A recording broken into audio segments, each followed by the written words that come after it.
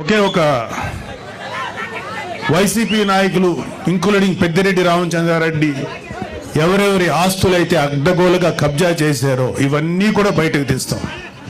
చాలామంది మన కార్యకర్తలు, కూటమి కార్యకర్తలందరికీ ఒక అసంతృప్తి ఉంది, వీళ్ళ మీద ఎవరి మీద చర్య తీసుకోలేదని. అందరి మీద చక్కగా చర్య తీసుకుంటాం. వచ్చి 8 నెలలు అయింది. ముందు ఈ 8 నెలలు 1 yearలో ప్రజల సంక్షేమం ముఖ్యం, వీళ్ళ మీద పగ తీర్చుకోవడం ముఖ్యం కాదు. అయితే వీళ్ళ యొక్క క్రైమ్ని ముందు చెప్పడం కంటే కూడా ప్రజల వెల్ఫేర్ కోసం ముందు వచ్చాం కాబట్టి ముందు ఆ జాగ్రత్తలు తీసుకుంటున్నాం. ఈవెంచువల్గా జగన్ రెడ్డితో సహా, పెద్దిరెడ్డి రామచంద్రారెడ్డితో సహా అందరి మీద, మన కాకినాడ ద్వారంపూడితో సహా ప్రతి వాళ్ళ మీద చర్యలు తీసుకుంటాం.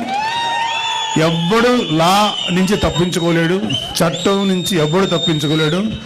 ప్రతి వాడిని మెడబెట్టి లోపల తోస్తాం, అది గుర్తుపెట్టుకోండి.